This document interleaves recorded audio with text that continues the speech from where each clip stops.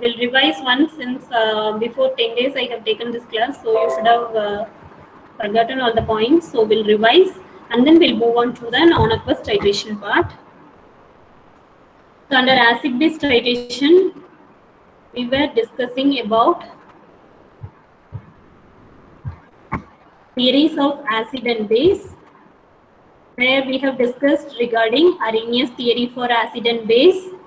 According to Arrhenius theory, hydrogen and hydroxyl ions of acid and bases in water respectively.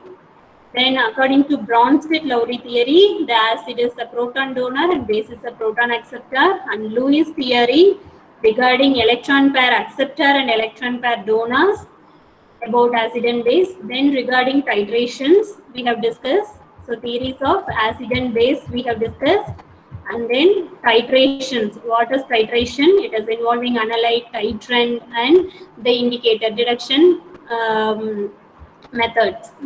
Here the types of acid-base titrations we have discussed. There are two types, aqueous and non-aqueous titration. And classification of acid-base titrations we have seen based on strong acid, strong base, weak acid, strong base, strong base, strong acid, and weak base, strong acid. Regarding aqueous and non-aqueous titrations, in this titration curves for strong acid and base we have discussed. Sigmoid curve, and the midpoint is taken as endpoint or equivalence point. Then weak acid versus strong base has 4 steps in forming the curve, where it forms from pure acid, buffer, and then equivalence point, and then excess base or acid will exist. So the curve was compared with the here titration curve of comparison with strong acid and weak acid has been made for both acid and base. Then next we have discussed about theories of acid-base indicators. There are 2 theories we have discussed, Ostwald's theory and Quinenoid theory. According to Ostwald's theory, an indicator will exist in 2 forms, unionized and ionized form. So in both the forms it will be having different colors. So according to color change we can, it will indicate, the color change will indicate the change in pH, and the reaction completion also, neutralization reaction completion also will be known from color change by observing unionized and ionized form of indicators. And indicators are of weak acid or weak base. Then according to Quinenoid theory, the indicator will exist in 2 tautomeric forms. One is benzenoid form, another one is quinenoid form. So both the forms will be having different colors. Examples, phenolphthalein and methyl orange we have taken as example. Here also phenolphthalein and methyl orange we have taken as example will exist in both the forms, ionized and unionized form. Here benzenoid and quinenoid form. This is benzenoid structure, this is quinenoid structure of an indicator. So it will exist in different colors in both the forms. So the form change, tautomeric form change will occur with the pH. In acidic pH it will exist in one form, in basic pH it will exist in another form. Then examples of acid-base indicators we have seen with the different pH and its color change has been focused in this picture of a different various acid-base titration indicators. Then a few indicators with their actual color change in acidic condition and in basic condition, and what pH range it will go for ionization, and about pKa range of different acid-base indicators have been discussed. And about some pharmaceutical applications of acid-base titrations are focused with different drug molecules, analytes, drug molecules and chemical substances have been titrated with base, either a strong base or strong acid has been mentioned here with the different indicators and deduction methods, indicator methods and electrometric methods. Electrometric methods usually potentiometry is preferred. There are potentiometry, conductometry, polarography, different techniques are there. It is prescribed in your syllabus as a 5th unit. So you will be reading and learning in 5th unit about what is potentiometry, conductometry and electrometric methods itself. Here, deduction methods are of 2 types, indicator and electrometric methods. These are indicators, various acid-base indicators used for different titration methods. These are pharmaceutical applications we have discussed.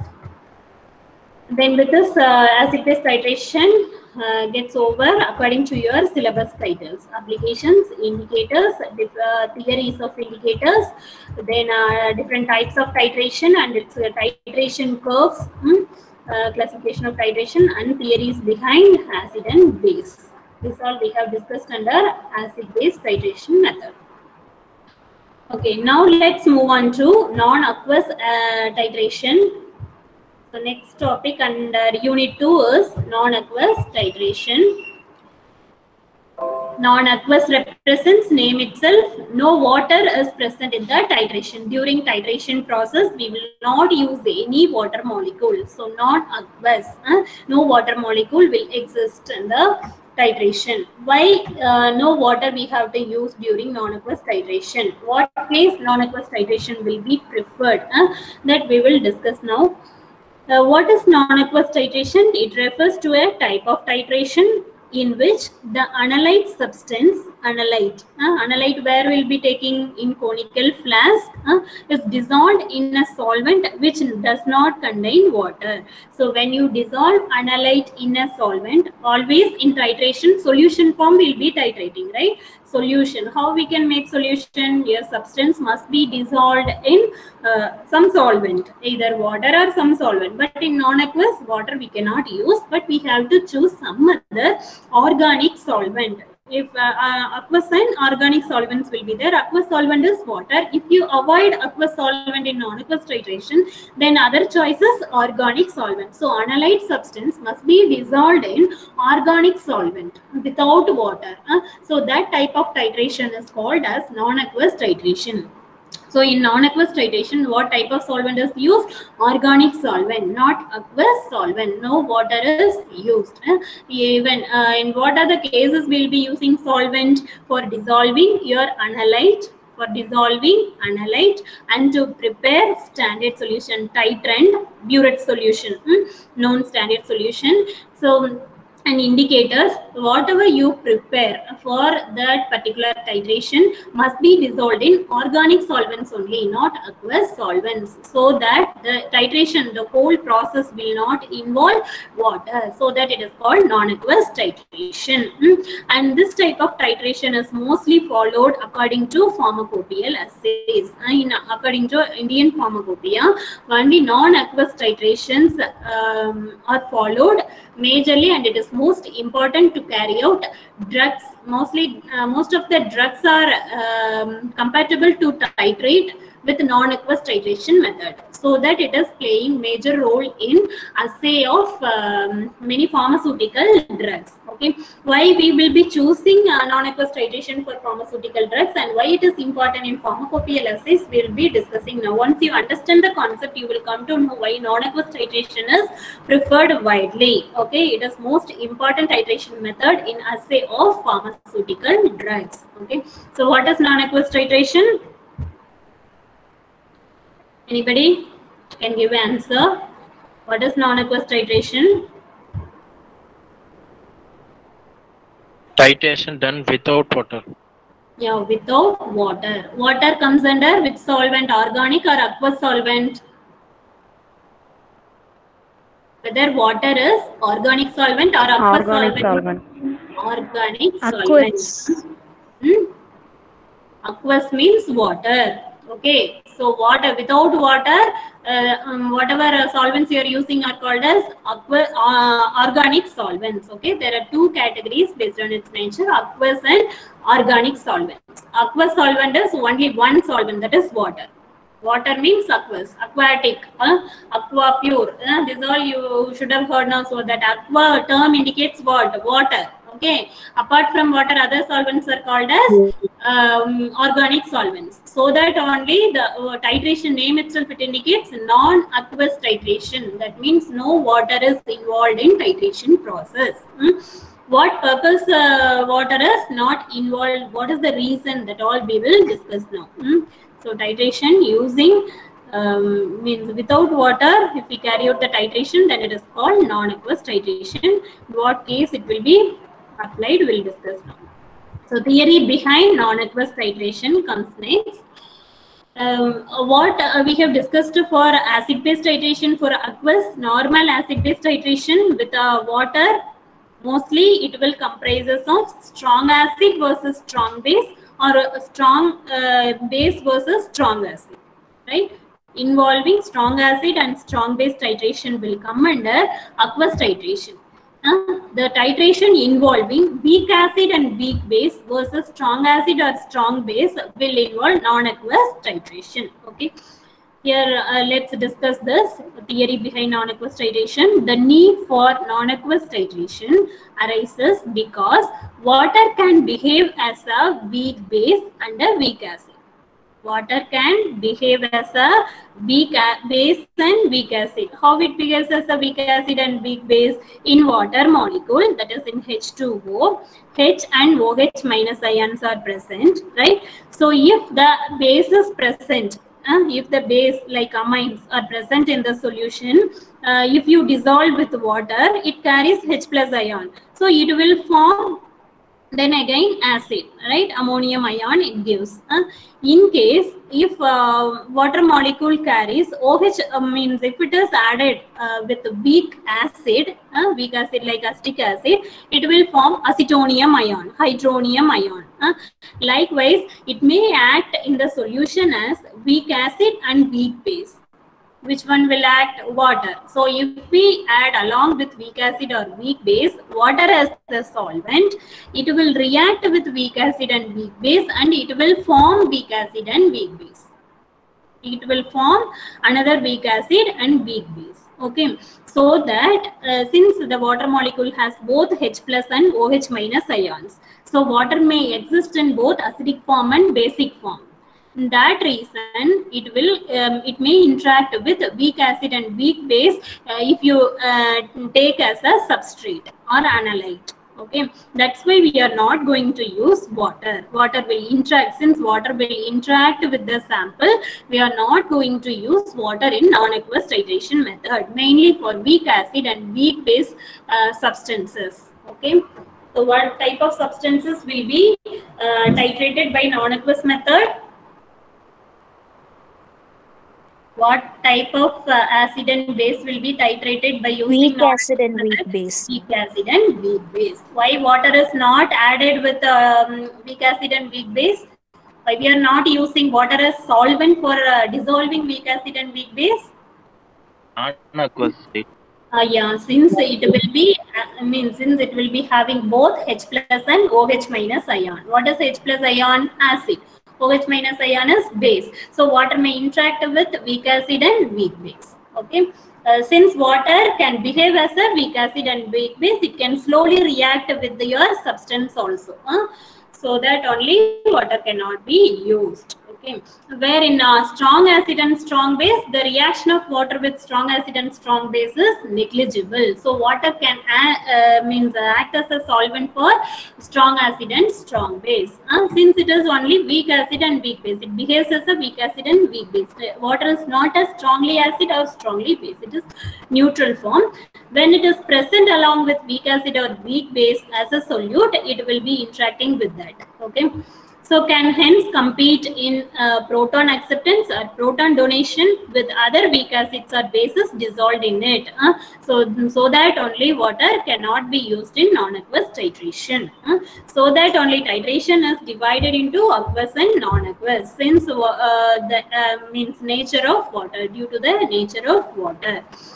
Then procedure of non-aqueous titration is very useful because it satisfies two different requirements, namely suitable titration of very weak acids or bases, along with providing a solvent with an ability to dissolve organic compounds. So weak acids and weak base of organic compounds, it must be dissolved in organic solvent. So we need to choose suitable organic solvent for titrating weak acid and weak base.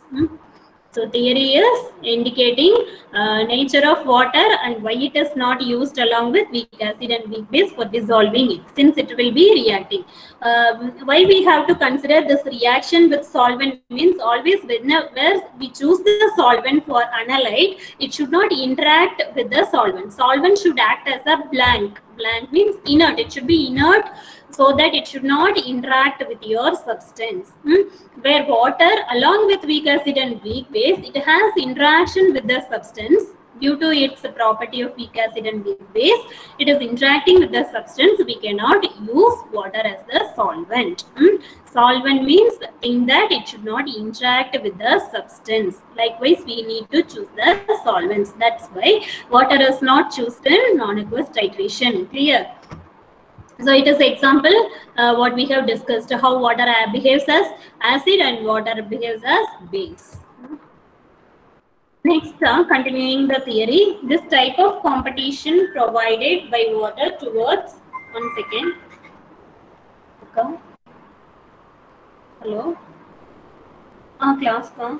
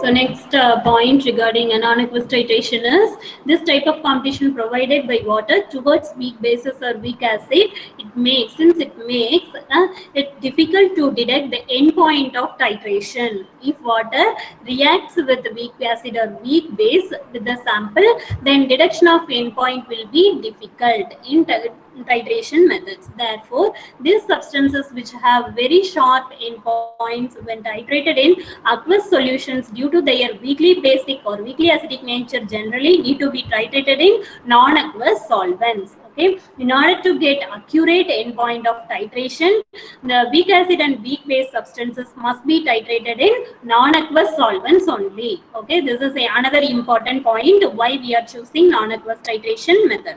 One point we have focused on water. Since water behaves as a weak acid and weak base, it may interact with weak acid and weak base, so water cannot be used. Another case is if water we use also, we won't get accurate endpoint. Okay, we cannot detect endpoint itself accurately, so that water cannot be preferred. Hence, non-aqueous solvents are chosen for non-aqueous titration method. And then many reactions which occur in non-aqueous titration procedures can be explained via Bronsted-Lowry theory. So it follows Bronsted-Lowry theory. So according to this theory, what is acid and base? Acid is nothing but proton donor and base is proton acceptor. In that concept, non-aqueous titration is carried out. So this is all about theory of non-aqueous titration. Can anyone summarize the theory of non-aqueous titration now? What we have discussed, the 4 points. Can anyone? Mugilan, Rahul, Vignesh.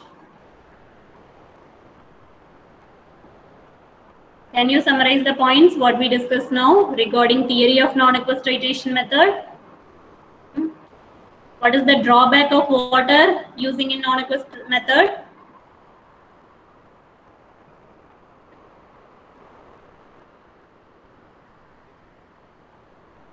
Only 96 members are there. What about others? Afsana, Adarsh, Ganesh.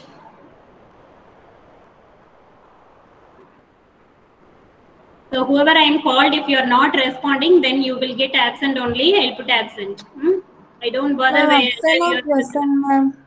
Then say the answer. Why water cannot be used? Explain now. Just interact with me so that I can understand whether you are getting point or not.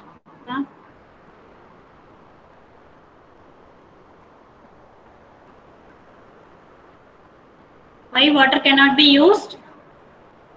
Then it becomes difficult to detect the endpoint, ma'am. Another reason why water cannot be used.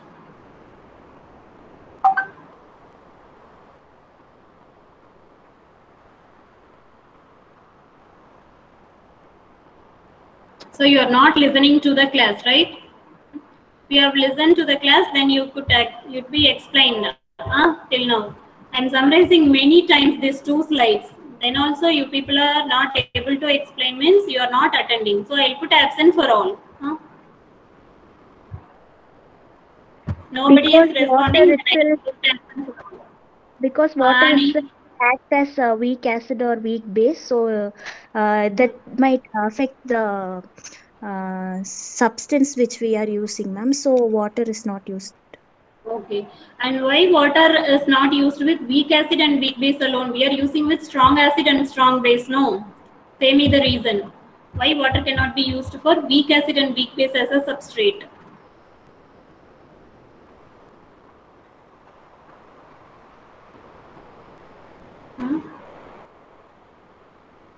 Since the weak acid and weak bases will react very slowly, it can interact very well with water. And the reaction will be continuing, it will not stop only, so that at endpoint we cannot get accurate endpoint. Okay, accurately we cannot detect the endpoint only in non-aqueous titration. That is why water cannot be preferred at all. Okay, due to the nature of water and due to the difficulty in titration, water cannot be preferred for non-aqueous titration method. That's why it is a separate class of titration is divided as non-aqueous titration.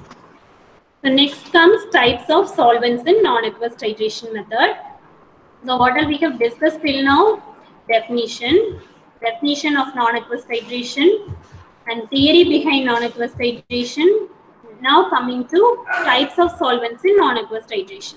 There are 4 types of solvents in non-aqueous titration method. Since solvents are important, apart from water we need to choose organic solvents. Then what type of solvents we need to choose? So that the solvents are playing major role in non-aqueous titration. It is a 4 category. One is aprotic solvent. Aprotic solvent.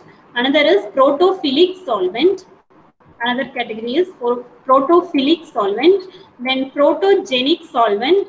Then amphiprotic solvent. Okay, these are the 4 categories of solvents in non-aqueous titration method. What is aprotic?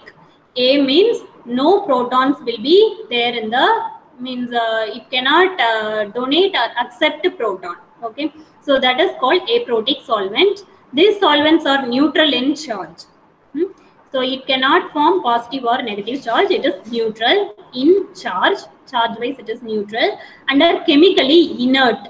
Chemically inert means it will not go for any interaction with substrate or other molecule. So these category of solvents are called as aprotic solvents, and they also generally have a low dielectric constant.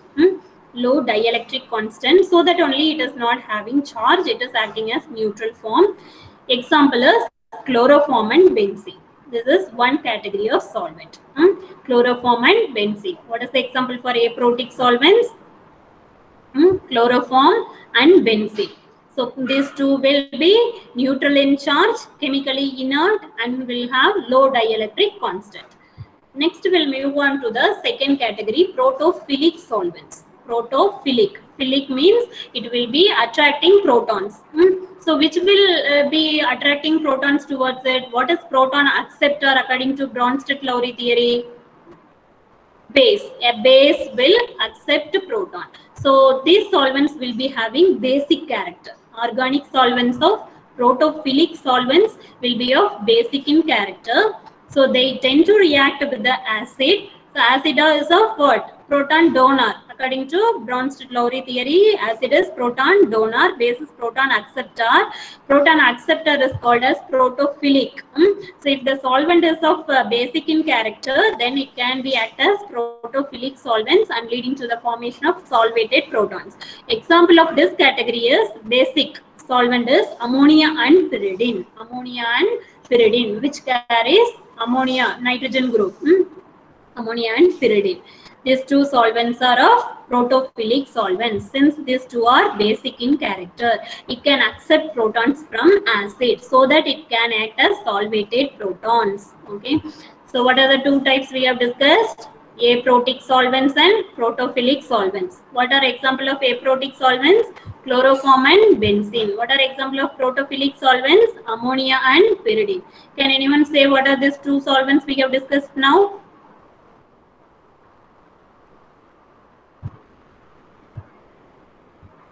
Madhumita? Ma'am, Yeah, say answer on two solvents, two category of solvents what we have discussed now. aprotic solvent, protophilic solvent. Protophilic solvents. What is the example of aprotic solvents? Chloroform and benzene. What is the nature of chloroform and benzene?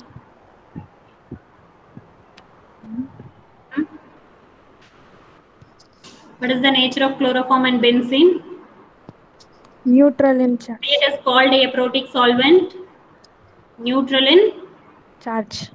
charge. And what about its reaction with the substance, other substance?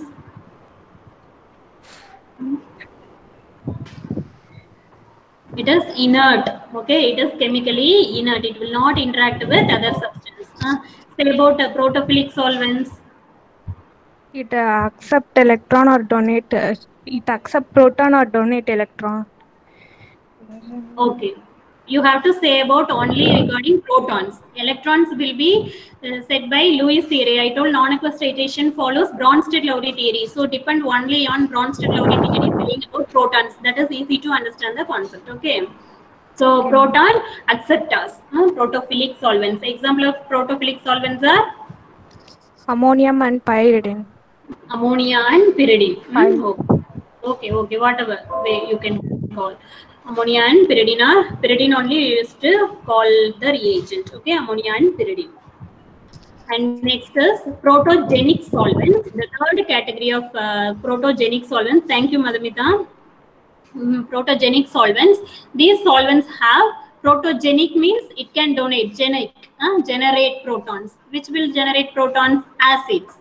So it will be having more acidic character, and they tend to have a leveling effect on the bases they come in contact with. Okay, whichever base it reacts, it will form a leveling effect. Okay, and that means it will form a conjugated acid or base with the bases.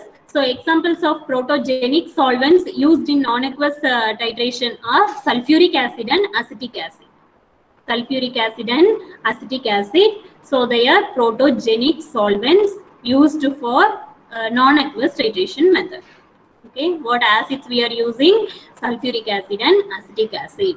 Then fourth category is amphiprotic solvents. Amphiprotic means it will be having both the character. That means protophilic. It can act as protophilic. That is second category of solvents. And it also acts as protogenic. So it may exist in both the forms. So what type of solvents will act as protophilic and protogenic? That is amphiprotic means acetic acid and alcohols. Acetic acid and alcohols. So acetic acid can act as both protophilic and protogenic, and other alcohols also methanol, ethanol also can act as amphiprotic solvents. So thus the solvents typically used in non-aqueous titrations are described above. The endpoints of these titrations can also be accurately measured using potentiometric titration procedure. Usually endpoint of non-aqueous titration is determined by using potentiometric titration. What is potentiometric titration? It is electrometric methods. Deduction, endpoint deduction by electrometric methods. As we have discussed under acid-base titration, deduction is done with indicator and electrometric methods. For non-aqueous titration, mostly according to pharmacopoeia, Indian pharmacopoeia, mostly potentiometric deduction is preferred, comparing with indicator deduction. Okay, so with this we'll conclude today's class. In the next class we'll be seeing remaining part of non-aqueous titration method. Okay, so in this class what are the things we have discussed under non-aqueous titration? Definition, theory, then types of non-aqueous solvents. Got it? In the next class we'll discuss the remaining part of non-aqueous titration method. Thank you all. If any doubt, you can clarify now itself.